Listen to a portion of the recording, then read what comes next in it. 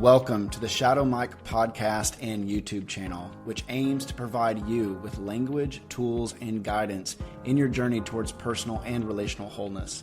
We'll discuss topics ranging from psychology, spirituality, leadership, sexuality, and more. My name is Michael, and I'll be your guide for stimulating musings and host for insightful interviews with thought leaders, practitioners, and experts who have a thing or two to share about living an integrated and meaning-making life. Whether you're looking to deepen your connection with your interior world, overcome challenges in your relationships, or expand your psychosomatic horizons with fresh perspectives and paradigms, the Shadow Mike podcast and YouTube channel offers a safe, playful, yet challenging space for dialogue and introspection. It is all a gift, so let's go enjoy it together. Welcome back to the Shadow Mike podcast. I'm so happy you're here, that you're listening. I have so much joy in this episode because the further in I get to my authentic spirituality, the more clearly I see all the things that were just not authentically mine, that I inherited, that were part of the atmosphere of the common Christian mythology, not only on the macro scale, but also just my very unique spaces that I grew up in, and the explicit and the implicit beliefs, assumptions about how the world works, how the universe operates, and how I have to be in response. I continue just to be shocked, and I have these kind of epiphanies in myself, but then I connect with clients or readers or listeners who reflect back the same stuff. And this is just another one of them, another one of the limiting beliefs, commonly held assumptions that so many people from various Christian traditions hold. No one said it. No one said it the same way across all traditions, but for some reason there are these common beliefs that we have that tell us how the world works, that not only limit the possibilities, but prevent us from even exploring possibilities or other potentials for how to live. So I want to look at some of those today. It's this intersection of spirituality and playing it safe, trying to almost unconsciously prevent ourselves from moving towards abundance, from moving towards agency and authenticity. And there's a lot of fear, right? I mean, the common Christian myth is almost like a collection of stories meant to keep you from, venturing too far off. And if you think about that psychologically, there's good reason, right? Any fear statement you have is a statement that you developed as a defense against potential, real or perceived danger. Those are often developed when we're young. And unless they're changed, unless we do something different with them, those fear-based beliefs are the blueprint for how we engage life as adults. It's not enough to just get older. It's not enough to just deconstruct our faith or to leave the church.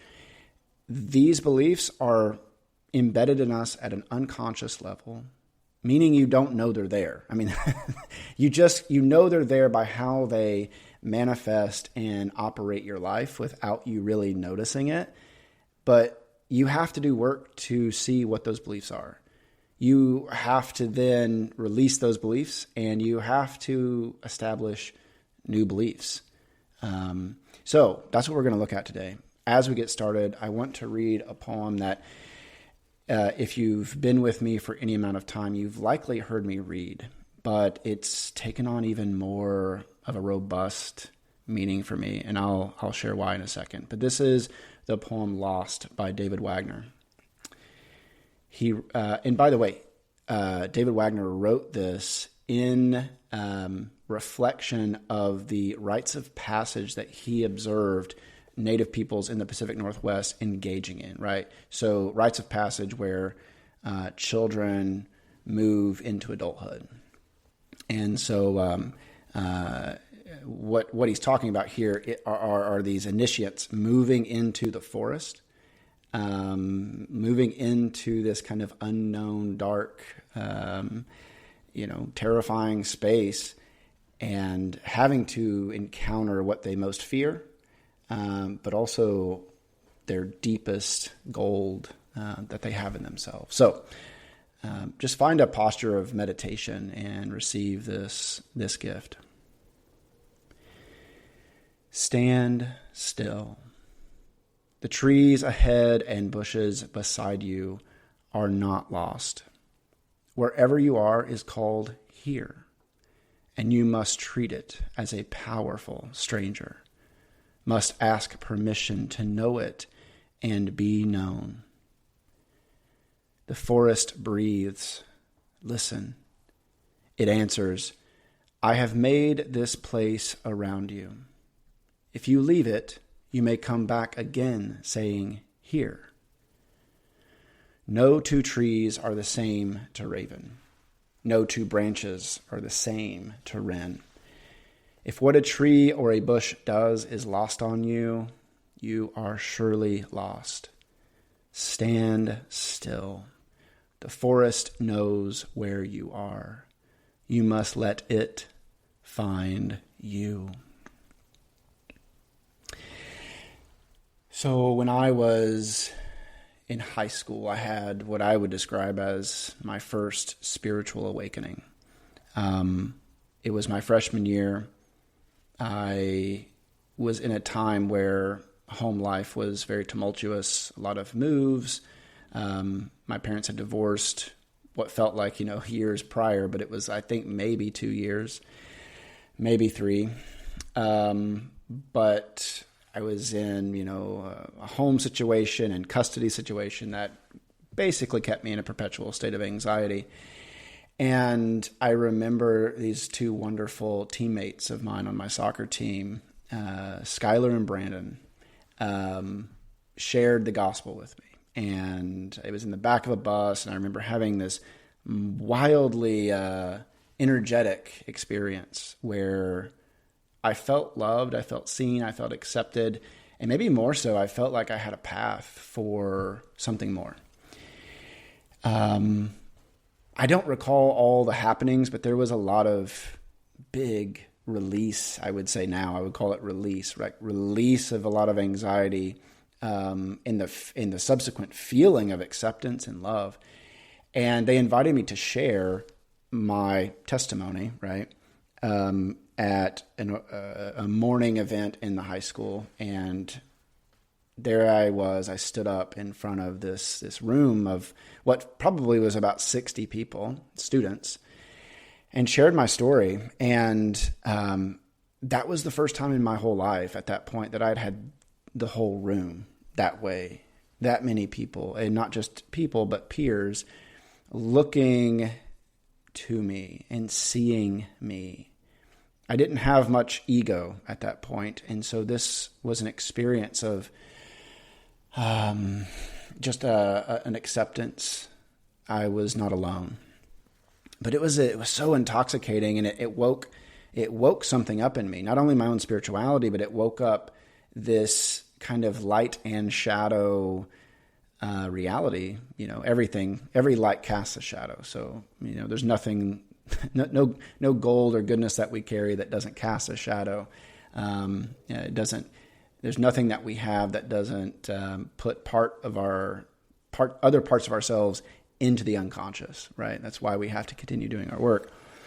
But it brought me into this place of creation and, I would say then ministry, always preaching, always evangelizing. I started my own chapter of this organization where I spoke. It was called First Priority, and I started my own at the high school I ended up moving to that year. I was the president of FCA, Fellowship of Christian Athletes, and I was just kind of known as this kid that is kind of a spiritual elder in high school, right?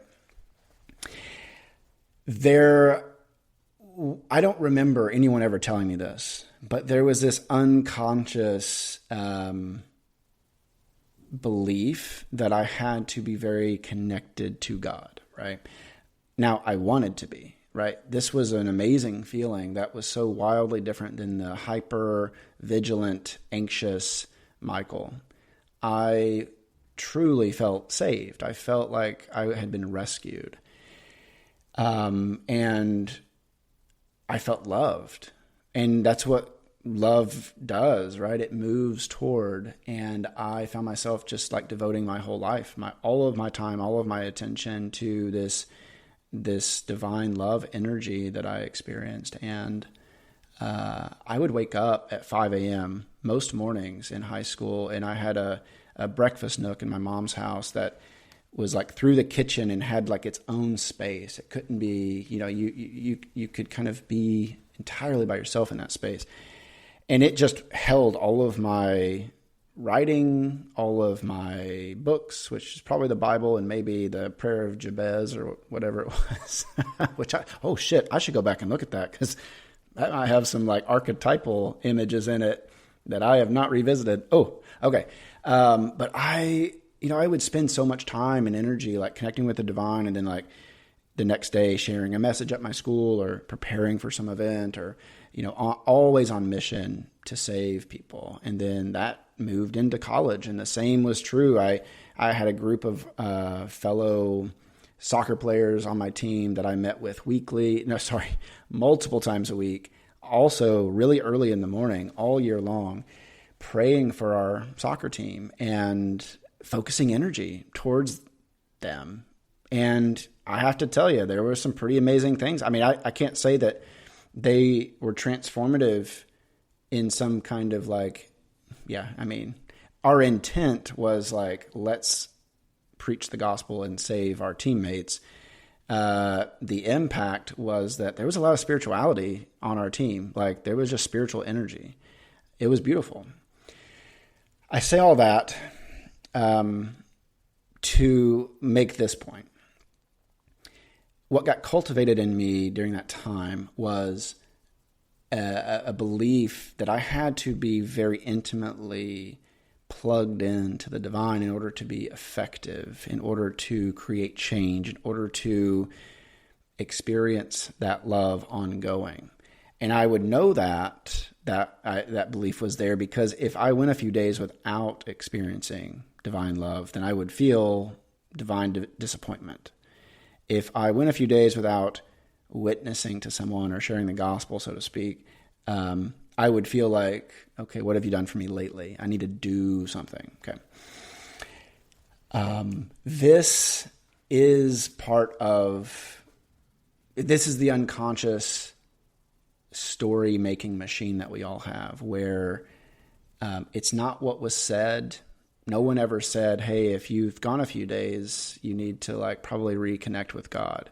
Now they said it maybe in other passive ways, but it was just the atmosphere.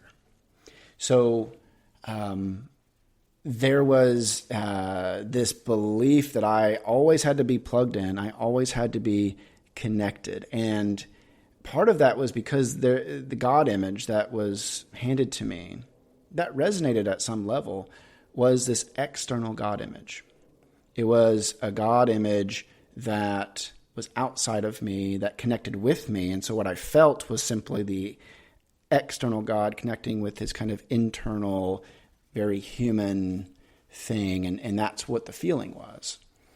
And then there was this idea that like you had to spend time with God, right? So how was your walk with God been lately? Or how have you spent time with God? What is your time with God like? And so there was this implicit messaging in there that connection and relationship with God is primarily measured by time. And then it was also then measured by fruit, right? Like what you produced. Very capitalistic, trading time for essentially money, currency, some kind of intangible exchange that had to be balanced out all the time, which brought me back, guess what, to all the anxiety. I was in that anxious space because at a core level, there was a salvation I experienced from the hypervigilance and the hyper anxiety that I was experiencing in my life at home. But because there wasn't really any kind of rewriting of that core belief, I, over the course of a few years, took the new belief and just filtered it through the lens of the deepest core belief. And that deepest core belief was that, like, I don't have this power. This power is not in me. I am powerless. I need some outside power to save me, to energize me, to help me to even know what it is I want to do, right? I can't tell you how many clients I've heard, especially early on, usually not after we've been meeting for a while, they'll catch themselves, but early on there is this like need to kind of like know what God's will is for their life. They're looking for signs. They're looking for ways that, God might be speaking to them and guiding them. Now, these people are typically highly sensitive to energy. They know and intuit spirituality all around them. They are highly symbolic. They see, a hummingbird, and it's not just a hummingbird, right? These are intuitive people. But the common Christian myth has a way of essentially gaslighting you and your experience and causing you to question, right? Even if you have an indelible experience, if you tell that experience to someone who is still unconsciously engaged in the common Christian myth, they will have an energy of, do you trust it? Is that real? How do you know that was God? And so people won't share these experiences, right? Because the belief structure, the myth, says that God has to be a certain way. God shows up in a certain times. Your relationship with that God has to look a certain way. And that certain way varies from different Christian tradition to different Christian tradition. For some, it's very bibliocentered, right? It's all word and text. And for some, it's almost entirely experiential. And they both think the other is wrong. And so it's just a mess. So those two big things, an external image of God and a set belief about how you should be engaging in terms of time and in terms of production with that God image, okay? I had a massive epiphany recently where I hit kind of this crossroad, or I don't know, not a crossroads. That sounds too gentle. I hit this kind of spot where I could not resolve a tension, and it was kind of pulling me apart. As I've continued to dive into the work of Huna, as I've continued to heal and integrate massive parts of myself that didn't know existed, my world has expanded. And as it's expanded, I started to feel this like, well, how do I stay connected to divine energy while also like living it out and creating the life I want and like having all this energy from my work?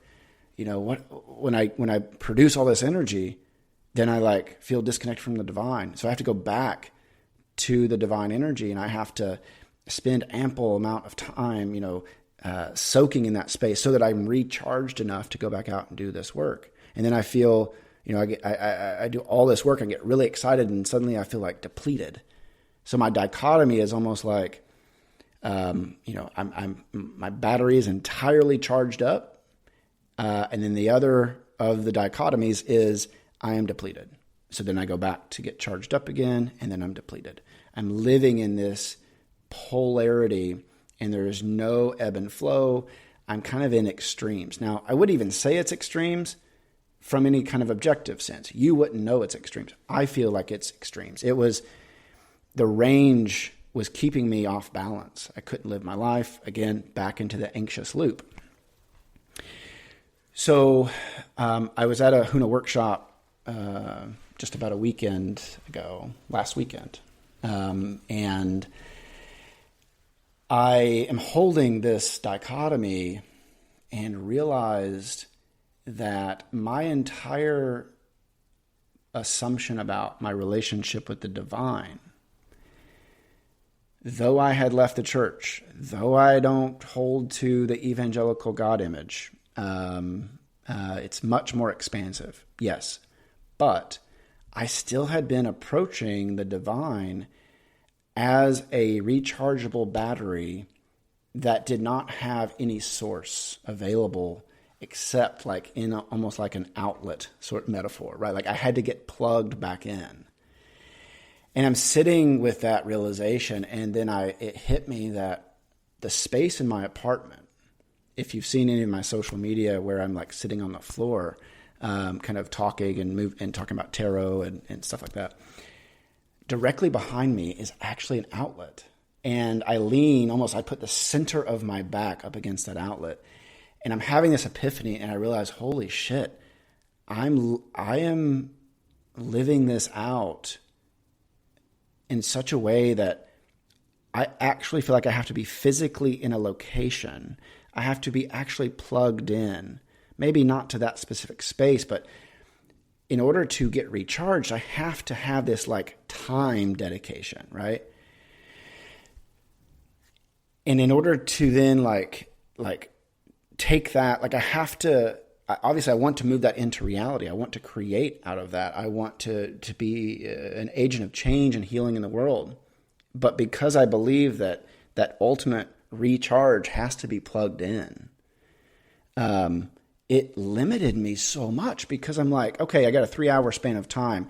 I feel and believe that I'm a little bit disconnected from God right now. So what do I do with this 3-hour span of time? I've got to go get plugged in. Okay. Well, what's the definition of done? There isn't one. There's not a moment where I'm like, I'm complete.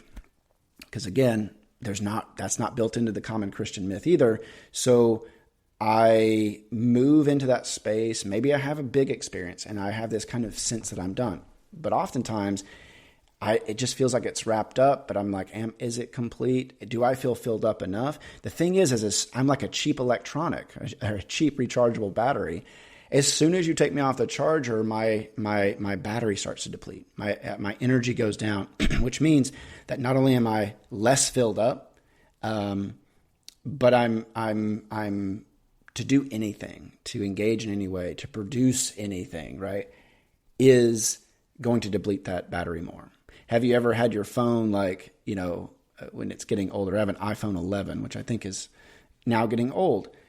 When the battery gets to like 30%, it starts to drop so much more rapidly than it did when it was at like 80. At least that's my perception. And perception is ultimately reality. We'll talk about that later. But when I feel like my energy is draining, my core belief is that as soon as you take me off the charger, my energy starts to drain. Then that becomes somewhat of a self-fulfilling prophecy. That becomes the reality I create. So then I go and do something. Say I write an article. Say that I don't finish that article. And now I feel frustrated because I just wasted like 20, 30, 40% of my battery on an article that I didn't even finish. Well, now my energy is draining even faster because I'm judging myself. I'm feeling like a piece of shit. Like, why did I spend all that time connecting with the divine? See that dichotomy? And so then it only gets worse and worse. And that kind of anxiety leads only to coping mechanisms. That's when I start scrolling for hours. That's when I stay up too late doing absolutely nothing. That's when I watch documentaries I don't give two shits about in order to not have to feel the dichotomy that is literally ripping me in half. Okay. Oof. So I am now moving, and it feels current, but it also feels like I'm retroactively healing myself too. But I'm moving to a different way of believing. And that is that I am not a rechargeable battery, but I am solar powered. I am powered by the elements. If you want to know how this idea of being plugged into the wall is reiterated in the common Christian myth, you can go read John 15. You might even know John 15 in the Gospels. And it's all about That's the chapter where Jesus says, I am the vine, you are the branches. Remain in me, and I will remain in you. A little quid pro quo in terms of our interpretation there, right? If you scratch my back, I'll scratch your back. If you remain in me, if you remain connected to me, guess what? I will remain connected to you. What's the implicit message there? Not what Jesus said, and not even what was written. What has been preached, what has been let out into the atmosphere in the common Christian myth. The implicit belief there is, if you don't remain in me, then I won't remain in you. So that only triggers the anxiety more and causes what I would say are even religious scrupulosity, OCD kind of things in a lot of people, which is I've got to check my connection. I've got to check my connection to see if I'm truly connected with God. And here's the shift, because embedded in that statement, again, not what Jesus said, not even perhaps what was written, though that's more debatable. But what is problematic about that is if you start out as a branch, right? You are starting as a branch, like you are dependent. You have no agency. You in some ways are a function, because a tree does not, it grows many branches to maximize energy. And the energy isn't for the branch, right? Ultimately, it gives life to it. But if that branch just sees itself as a branch and is not able to own its divineness, little dad pun there, then it is going to exist in this kind of feast or famine space where you're either fully functional, you are filled up, or you're kind of dead. And that passage in John 15 even talks about, and my Father is the vine dresser that, cuts off every branch that does not produce fruit and burns it in the fire, which then gets translated as hell. And so Jesus Christ, you're not only wildly anxious, your anxious attachment is triggered by the ultimate abandonment of not remaining in God, but then you're also then triggering parts of the brain and nervous system associated with the fear of harm and not only death, but eternal death and separation. So that's the kind, I bet if you're listening to this, you don't really think about hell. And if you do, hit me up, because we need to talk about that. But the idea that it's that fragile, that there's so much scarcity, so much functionality in your existence is a problem. Jesus, the way I think about Jesus, and frankly, all interpretations that are not built on a foundation of empire and power, Jesus is not something else. Jesus is you. Jesus is leading you to yourself. Jesus isn't saying, hey, follow me, as though you were always a follower and I am always your guide.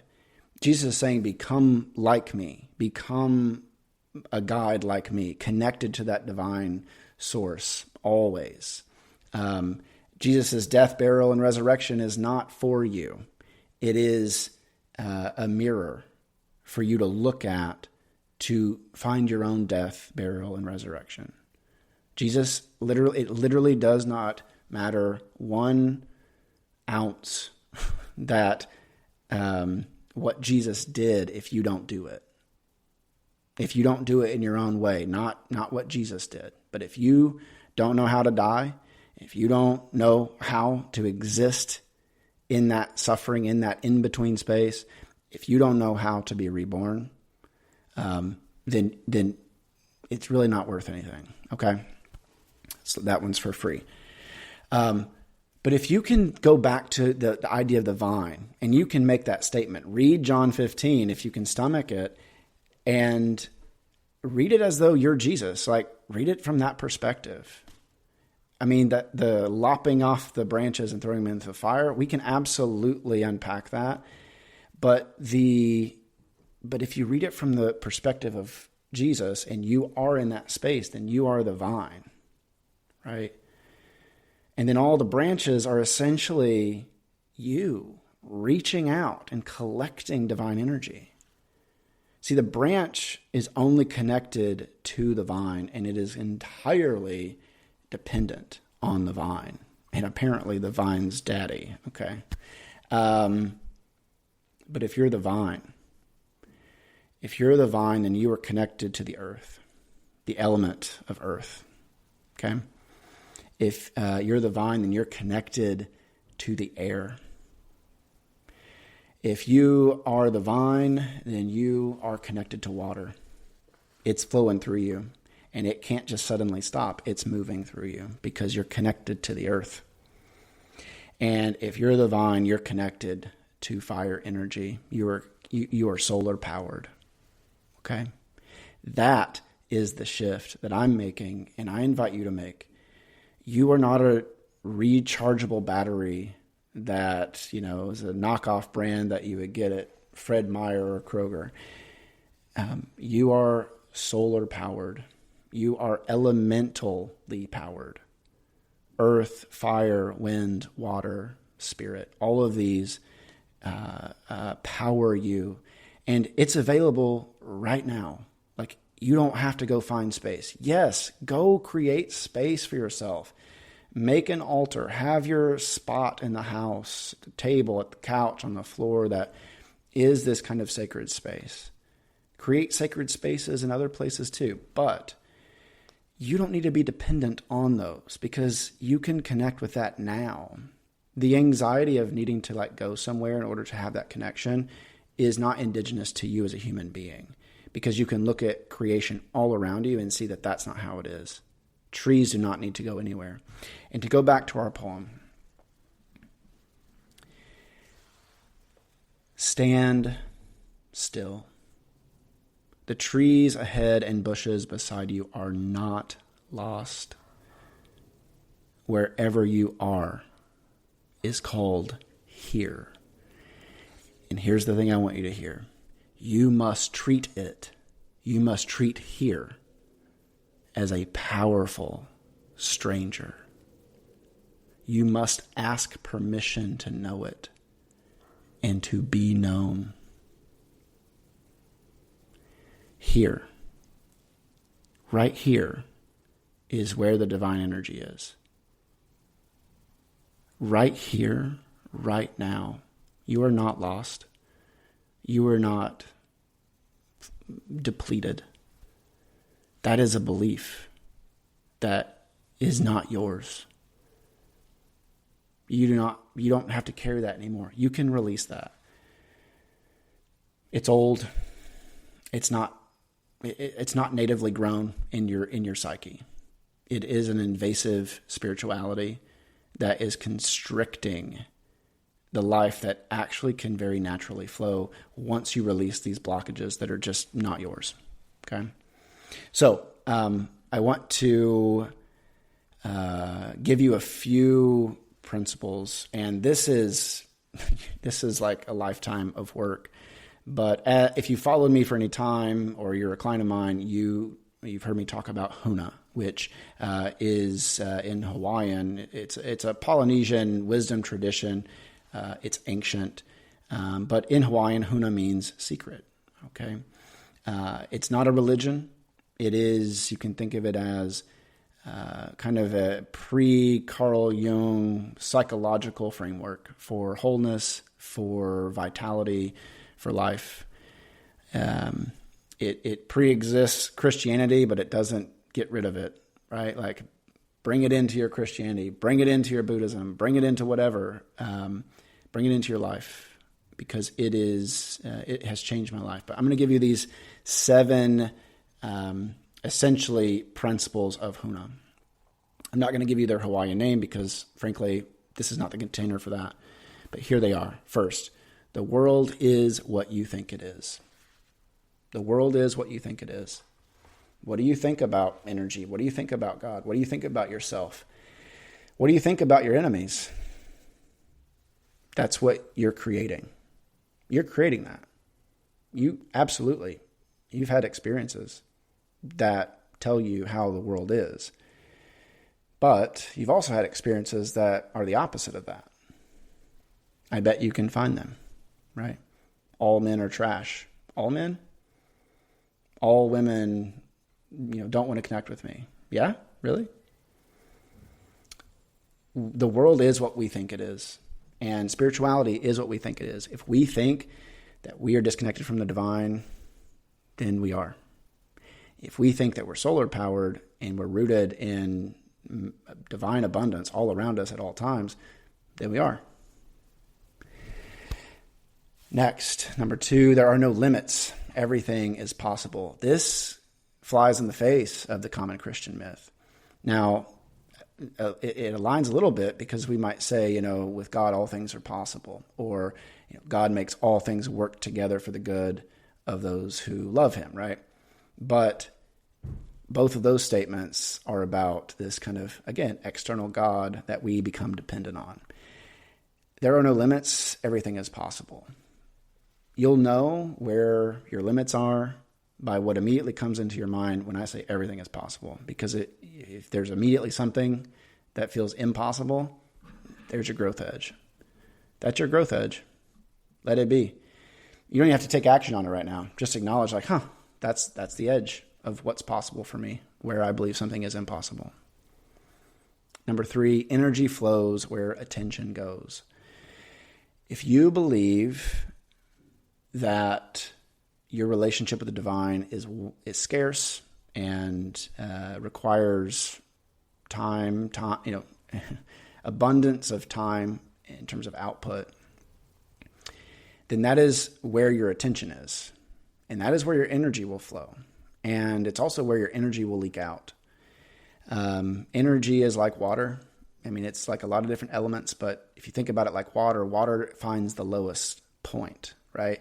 And if you're living your life from a perspective like you're in this dichotomy, right? Back and forth, I can't decide what to do.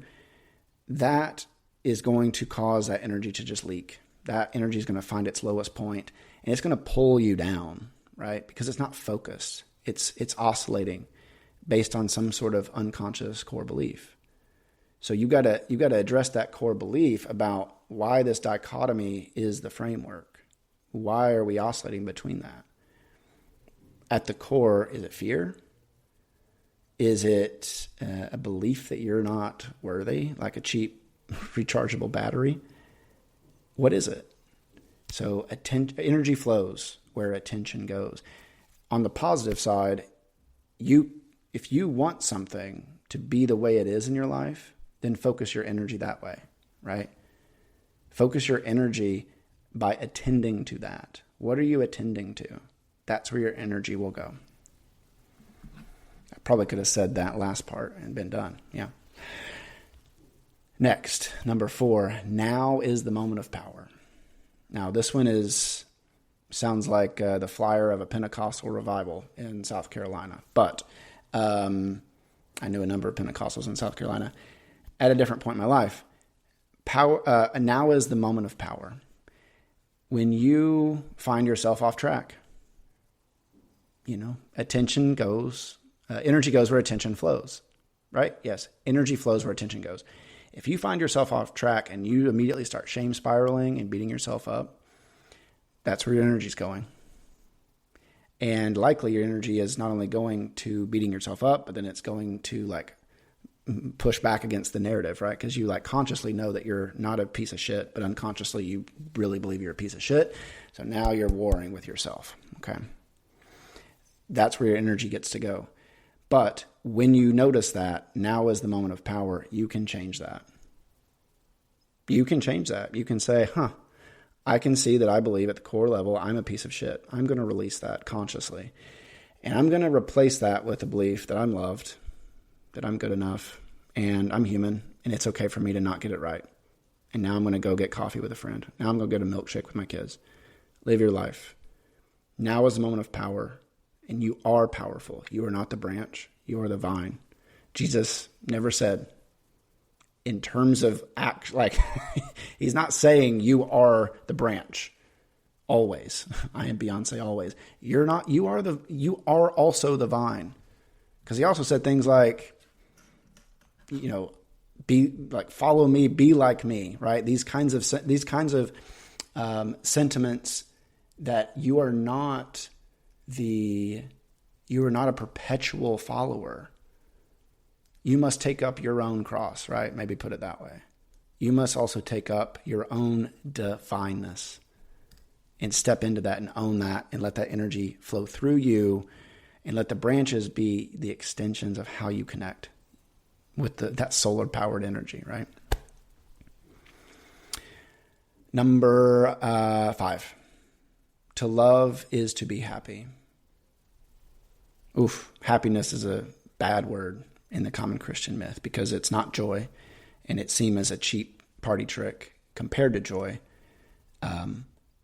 It's also can be something that the devil, the enemy, has given you, right? So you may unconsciously question your happiness. Am I happy?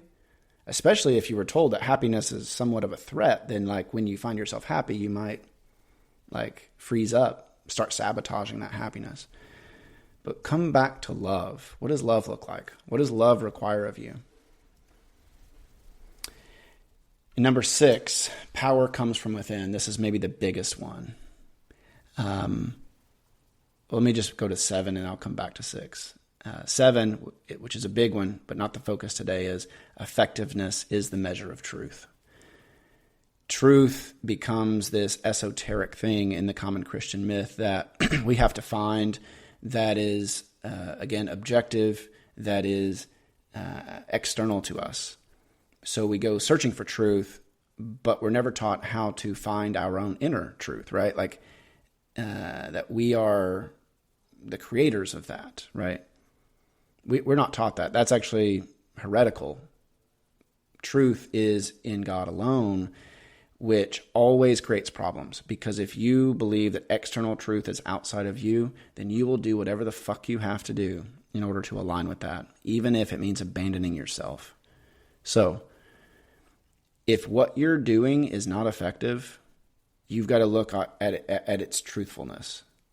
If what you're doing is creating discord with your kids, you got to look at its effectiveness. If what you're doing is keeping you stuck in a perpetual loop of explosion and retreat with your anger, you got to look at the truth. You got to look at what are the effects that that's bringing into your life. Because it's likely at a core level, there's something you're living out that is not authentic to you. Okay, we're going to go back to 6. And this one is called mana, and it's M-A-N-A. And I think it's so beautiful because in the Judeo-Christian mindset, we hear that mana or manna, and we immediately think of bread from heaven, the Israelites in the Exodus out of Egypt, and this divine sustenance that comes down, right? That it's perfect. I don't know the etymology of all that, but I will say it is the power, it is the sustenance, and it comes from within you. If you're still working with a God image that is handing you bread from heaven, that is still saving you, that is an old God image. If you're listening to this and that's how you primarily think about God, then you're living in a regress state. Absolutely. Like as an adult, your primary, certainly not your sole vision of God should not be as divine parent. It just shouldn't be. You can come to that. There will be times you need that. But even good parenting leads you to self-efficacy and agency and power. So if you are stuck in that, that is part of that limiting belief system. That's part of, a truth that is non-effective. So power comes from within. You have the power, and the moment of power is now. So move towards the energy as though it is the sun, as though it is the rain that just exists in this place that you are standing still. You don't have to go anywhere. Let the forest find you. Hi, Michael here. Hey, seriously, thank you for listening and engaging the Shadow Mike podcast and YouTube channel. I trust today's episode gave you something to reflect on or illuminated a new trailhead to your hidden life. If this episode resonated with you, you can subscribe, leave a comment or review, and share it with your people. This really helps spread the word and boosts our digital presence. Remember, growth isn't a straight line, and we're all figuring it out as we go. I'm grateful to be in this unfolding and excavating work with you. Until next time, be yourself. You've got a good self. And remember, it is all a gift.